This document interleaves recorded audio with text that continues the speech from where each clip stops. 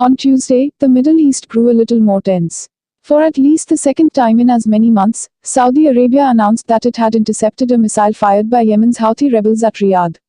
No one was injured. Even so, Saudi Arabia suggested the attack was tantamount to an act of war by Iran.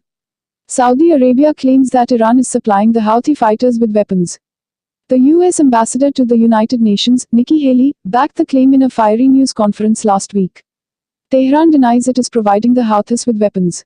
But Iran has repeatedly denounced a Saudi-led military coalition that has waged airstrikes and other attacks in Yemen for more than 3 years since a Saudi-allied government was toppled.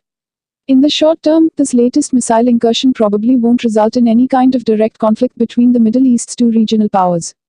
Though it will undoubtedly result in the deaths of many more Yemeni civilians from airstrikes, famine and cholera, an eminently curable disease currently ravaging the country. But it will only deepen the friction between the two nations, which have been engaged in proxy conflicts for decades. It's a rivalry at the heart of unrest in Syria, Yemen, Lebanon and beyond. Here are some important ways to understand the disputes and suspicions. Yojak-chin. Iran is the predominant Shiite power in the region, and Saudi Arabia is a Sunni powerhouse.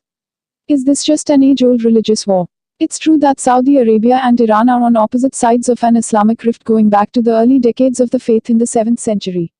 Sunnis the majority branch of Islam and Shia.